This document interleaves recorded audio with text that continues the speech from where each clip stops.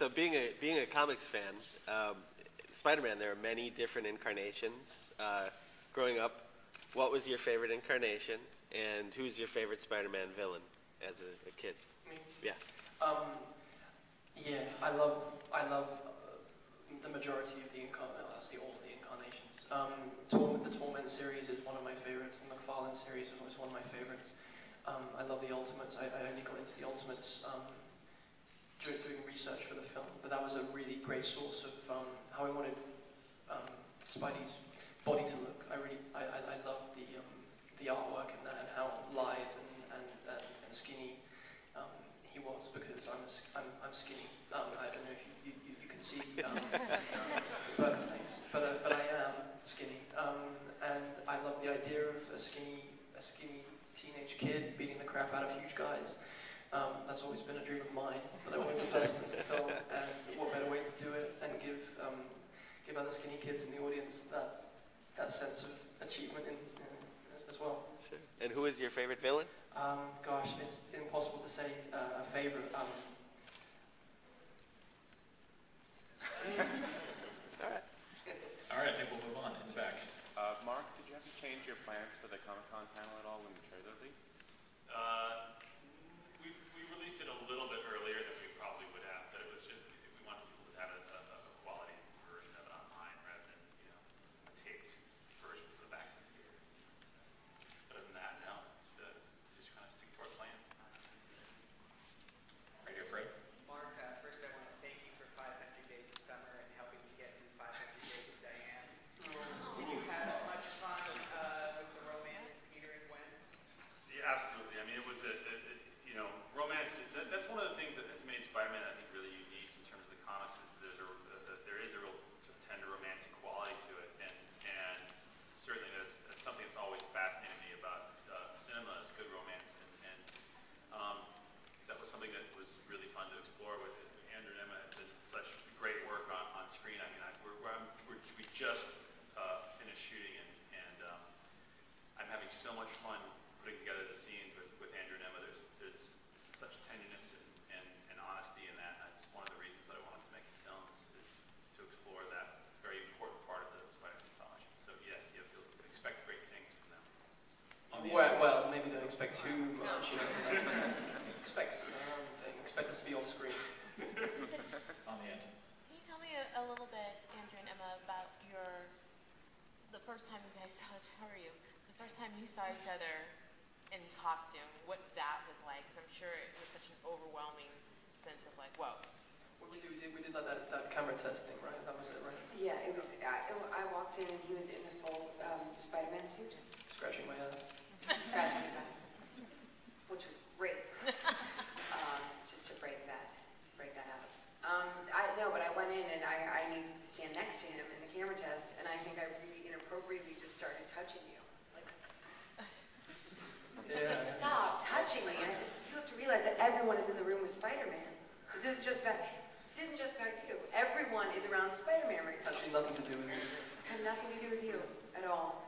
So it was pretty incredible to see him in costume for the first time, because you couldn't see his face, you just saw Spider-Man. Right. Andrew with Emma.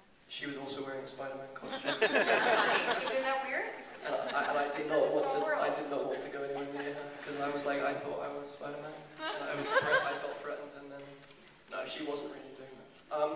Yeah, I mean, like, Emma's natural hair color is blonde, but I had never seen her as a blonde, and that was interesting, I guess, It suits you, I think, and so does the red.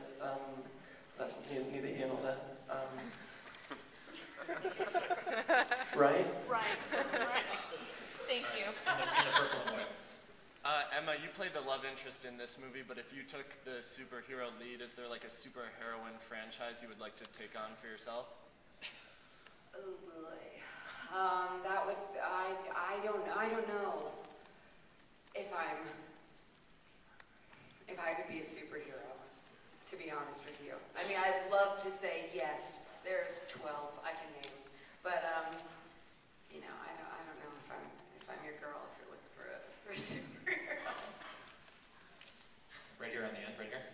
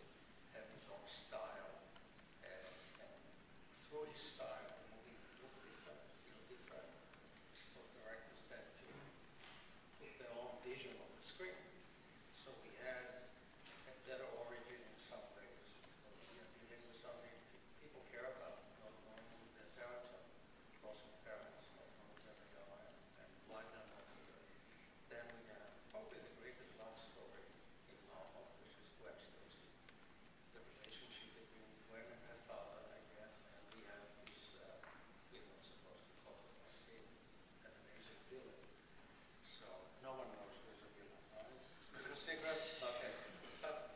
There's a strange the only thing that stayed the same and made us go and make the movie is the spirit of Peter Pan, of what he's about.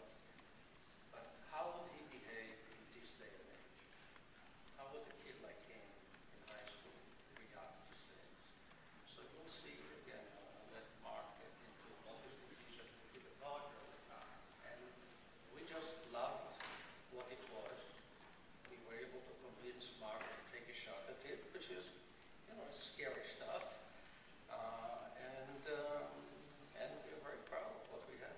Yeah, I think that I think Spider-Man is a part of our culture. He's a perennial character. It's something he's constantly re-examined, and there's so many versions of him in the comics. It was something that I thought we could do cinematically. And he belongs on the big screen, and it was,